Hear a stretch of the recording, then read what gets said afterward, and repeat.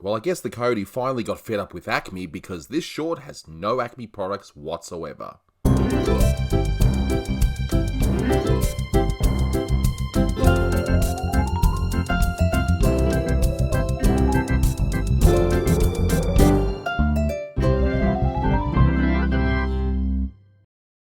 Hello and welcome to another Looney Tunes review video. If you are new to the channel, make sure you subscribe to follow my journey to review all 1000 classic Looney Tunes shorts and give this video a like as well.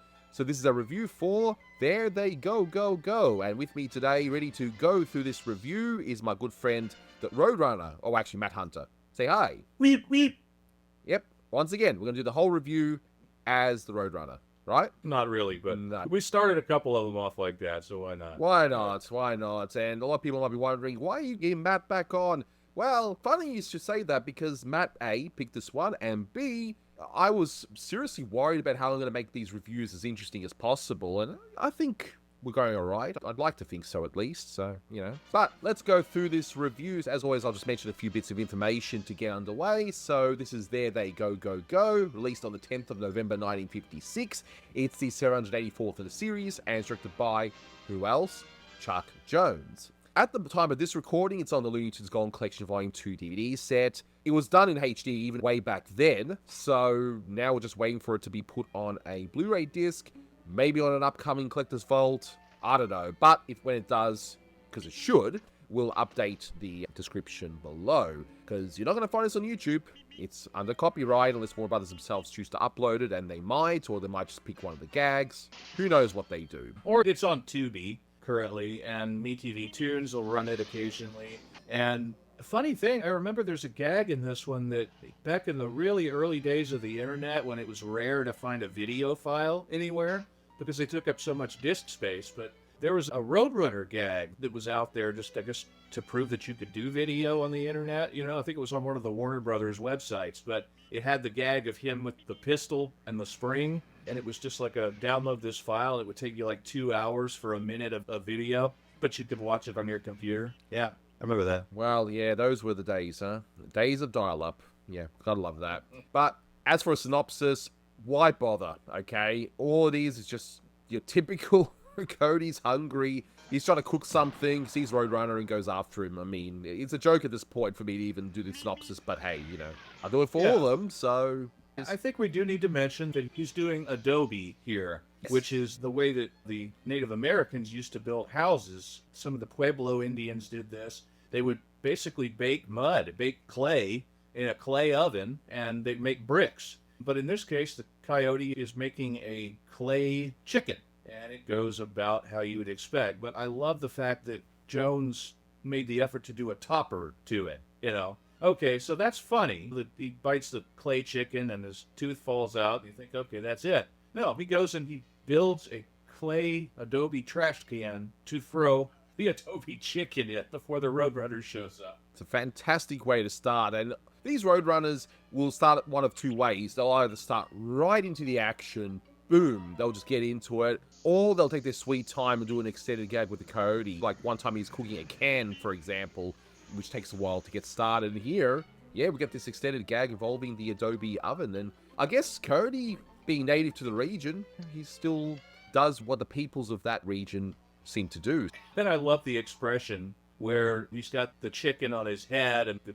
trash can on his body with his tongue bugging out and the legs on a dry brush cycle on the cells. You could freeze frame that. It's hilarious. Oh, it's great. And of course, we always got to put these out in every review. Cody's Latin name, Famishus Fantasticus. Fantastically famished. Yeah, you know, and in a previous review that we did, we mentioned about everything is bigger in Texas. So, of course, right now I am Famishus Fantasticus, you know, because I'm getting pretty hungry. Getting to be dinner time here. Yep. Lunchtime here. Well, lunchtime tomorrow, I guess. Yeah, time zones are fun. Yeah. But I like the out of touch where the Roadrunner zooms past, the bin lands on top of the Cody's head, and we get that little question mark briefly. And Jones would do that sort of thing more often, I noticed. Yeah, I love it. And we see the Roadrunner, and he's Digoutius Titbitius. That's a very good one. So, one thing I wanted to point out at this point, and yes, there is trivia for this one, just not that much, but we figure we'd just do it as we go along. But you'll notice the sky. Okay, so the previous Roadrunner that was reviewed, the sky just changed very often. They had different backgrounds, and I think it was just different background artists, like Ernie Nordley doing some, and I think Noble must have done a few. It was all over the place. Here we get one consistent vision, and that is Phil DeGuard, who pulls double duty here. He does layouts and backgrounds. And it's an interesting look. Yeah, it's the first of what I call the yellow sky Roadrunners, and there are a handful of them, where the backgrounds are a lot less literal than what we used to see. They're a lot more stylized, and the sky is yellow. And I'm glad that these have all been restored now, because now we can see that the yellow doesn't bleed as much, and you can actually read the animation better.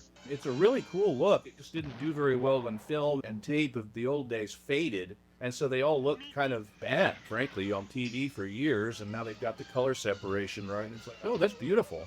But I love that they did settle on a distinct style with the yellow sky, and I think they were going for what the sky looks like in the Southwest when there's a dust storm. A lot of times if you have a dust storm, just really dirty air, it doesn't clear up for a couple of days, and you just got this haze in the air that makes the sky look yellow. And it's a lot cooler to look at in a cartoon than it is to experience, because if you're experiencing it yourself, you're sneezing the whole time.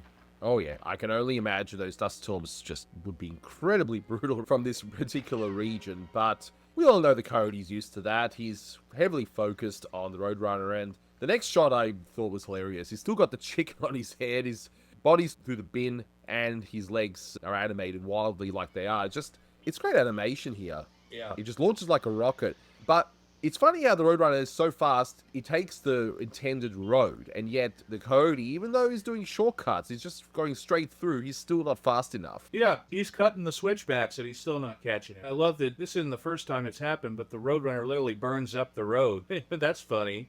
And Carl Stalling's music in this is great, too. It's a great score. And so you get that, and then Coyote realizes his feet are on fire, and then his tail's on fire. And we were talking about this earlier, about this gag that results. There was an ancient art of detecting water under the ground, or minerals, or what have you. It was called dowsing.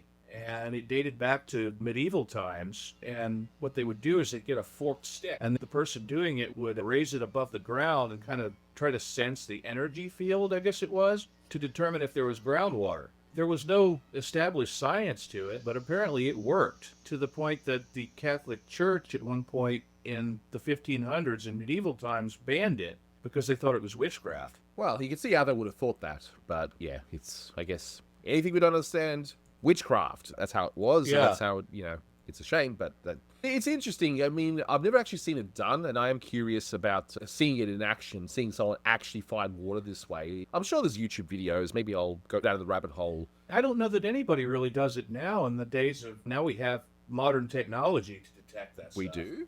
And so I'm like, why would you even bother? But apparently it was an ancient art, and apparently it worked. Yeah. It works for the Coyote here. Yeah. Curious if someone could just do it just cause, you know what I mean? Like, obviously, yeah, you use modern technology. Otherwise, you're paying a contractor so much money. Oh, can you find the water? Yeah, I'll just get this stick and I'll try and track down your leak and where it is or something. Yeah.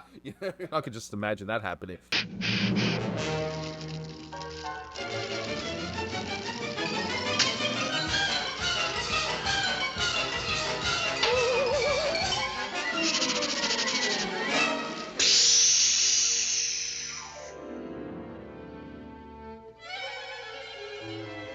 So we're 2.5 minutes in, so essentially a third of the short is just this one extended gag. And again, Roadrunners will be one of two things. They'll either start quickly and just go gag, gag, gag. And here it's one long gag and then a whole bunch of quick gags afterwards. And that's okay. Yeah. Got a nice variety. So what's the first one? What's the first gag here? We've seen this sort of thing before, but with a bit of a twist now. We've got him swinging, or he's swinging from a rope carrying a spear. The idea is he wants to fly down across the road and stab the Roadrunner, but instead he hits the pavement and squunches up like an accordion when he hits the ground. Meep, meep. Meep, meep.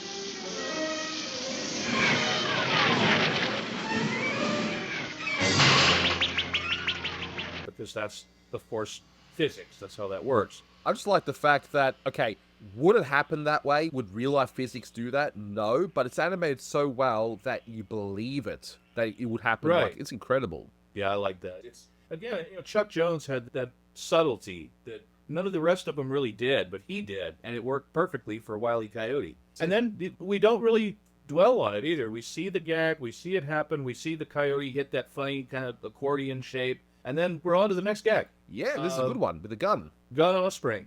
And like I was telling you before, this was, on the Warner Brothers website at one point, showing, hey, we can show you video clips, and on dial-up internet, it took a while. Yeah, just set it up for a few hours before it actually you can actually see it. I mean, the good old dial-up days. Love dial-up. No, I don't. Okay, I don't want to go back there. Okay, but hey, No. You had to start somewhere, and dial-up internet for what it was. Well, hey, you had to start somewhere, right?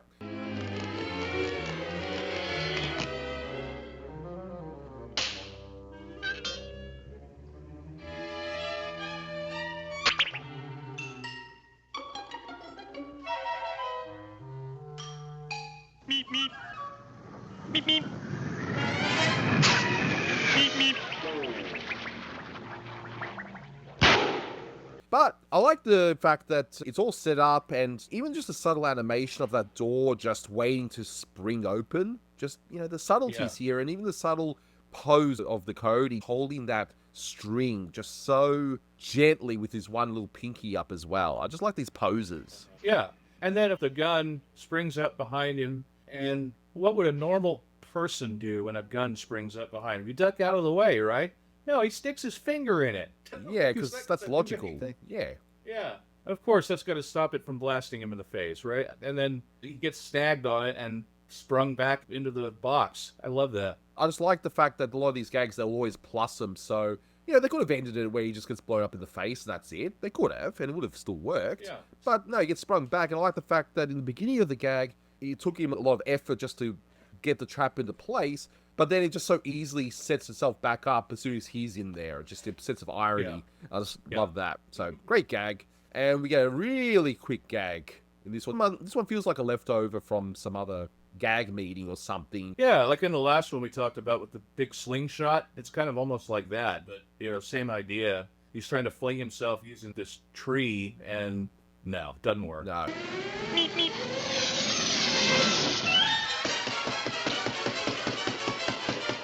Very quick, next gag. Exactly. And the next one's actually kind of painful.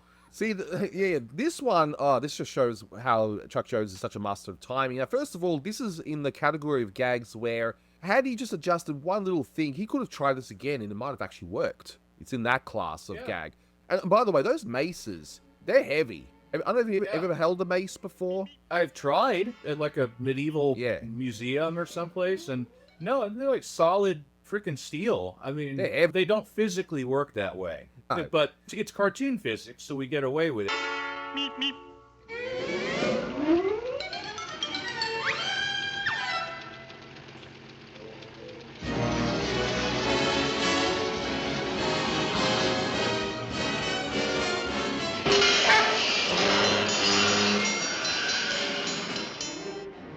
And then we get that shot of him with them wrapped around him, and it's just like, ow. Yeah, it's so great. Okay, so he sets it up. First of all, how strong is the Coyote? Because those balls would have been heavy, as we already mentioned. So he somehow has the strength. He makes it go like a helicopter of sorts, like a propeller. Lifts up like an umbrella in the wind, And I like that brief shot of him getting knocked out by those balls. And Treg Brown, the sound effects. Man, he went to town on this bit as well. Just brilliant. Of course, Jones being the master of timing, I mentioned that because in this bit here, so he's being knocked out, but then we stop just enough for them to be then one more of the balls to go bang. And then we see that beautiful aftermath, and that looks really painful. Like it hurts. Yeah. Yeah. I love that one. That's such a great gag. But we don't dwell on it. We go on to the next one. Yeah, which involves a detour. So we're detouring away from the previous gags. See what I did there? It involves a ladder. Yeah. I don't know if we've seen a ladder gag, but we have seen something similar before. I'm sure we have. Yeah, we have. But here, okay, it's not as expected. It's like, okay, well, he took the high road instead of the low road. Okay. Well, what if I put the bridge up the top? Or no, he's going to try to use it to climb, and of course he's rigged it to break, and it breaks.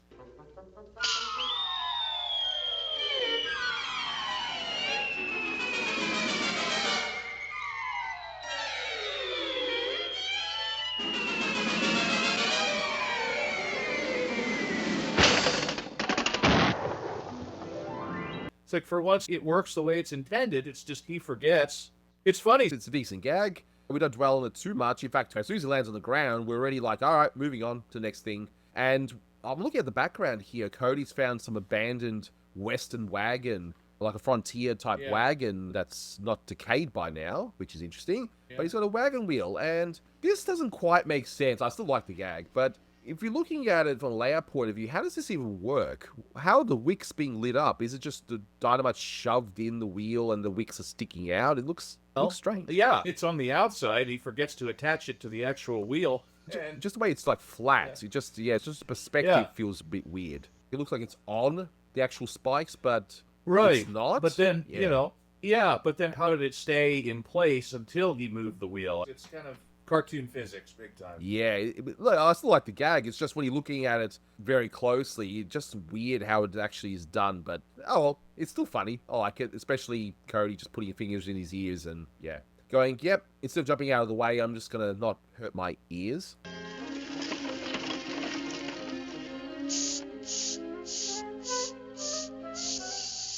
Meep, meep.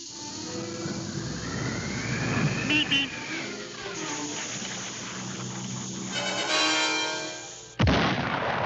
This is very bizarre, but and then the rocket then real quick gag with the rocket that is like, okay, we've seen the Coyote do rockets a million times, and so we expect it to blow up on him or something like that. No, it shoots it out the front of it and into a cliff. That's the gag. That's it. That's it. But I do like the prolonged fact that you still have that flame from the Coyote just before we actually see his charred aftermath there. So timing-wise, it's still a great one. But you and I agree that this is perhaps the best gag of this short, which involves the ending. I have to agree. This is the one I remember the most. This is not a short I grew up with at all. But when I watched this one, this is the one that just stood out to me. It is fantastic. This gag is just brilliant. And because of the fact that it's so crazy that we're just like, okay, really? You see what he's got set up, but you understand immediately. It reads well. It's like, okay, he's got a bunch of boulders, and they're sitting on something that he has rigged to make them fall when the Roadrunner goes under them. That makes sense. It should work. But it doesn't, and it makes him mad. And we get this great bit of animation of him gritting his teeth and being, why did that not work? And then he goes and does the dumbest thing he could possibly do, which is go and stand on it and then try to make it fall. And that doesn't work. And then he goes and he tries to poke it with a stick from underneath. And the audience were thinking, he's lost his mind. Then he holds up a sign that says, in heaven's name, what am I doing? And then you get the topper with the little umbrella, and then it just ends. He waves a surrender flag with the end title on it, and that's it. Yep, he taps as well at the end, which I've... Yeah. I mean, that is just perfect. That's a great timing. This is an extended gag done so well because, it's like, why are you doing this? All right, the trap failed. Okay, but why are you even... I don't know. It's just, it boggles the mind. I think Jones repeated this idea for, I think Chariots of Fur or some other later one. I think he repeated this idea. Yeah, I think he did it again at some point, but he's so convinced that this thing is supposed to work and then it doesn't, and he forgets all logic, and he just goes and he's like, why didn't this work? This should work. And we're all like, yeah, but it didn't, and you didn't get hurt, but now he's doing everything he can to get hurt, and that's great. It proves that what Jones was saying is that he really is a fanatic. He's not really obsessed with getting the Roadrunner anymore. It's just for his own things to work. Exactly. And as you say, we end right there. I know everyone's going to scream at me for giving yet another 10 out of 10, but really, this is so perfectly executed. There's no flaws in this one. 10 out of 10 to me is absolute perfection, and this is absolute perfection. I can't give it any less because every gag works, even the really small ones. So, no, I'm going to give it 10 out of 10 again. I don't care what anyone says. It's perfect. I love it. Yeah. I gotta go 9.5 with you on it, just because that last gag is the most memorable gag in it. But again, there's really not a major flaw to it at all. It may not be as funny to me as some of the others, but again, that last gag is so good. I couldn't rate it low. No. Nothing wrong with it. No, definitely not. And honestly, a lot of the Roadrunners, I'll be ranking high. Maybe as we're getting towards the early 60s Chuck Jones, there might be some not as good, but even then, it's still his best series in my opinion, but that's just me, of course. Oh, yeah. But that will do it for this one. Thank you so much for watching, guys, and until next time, take care. We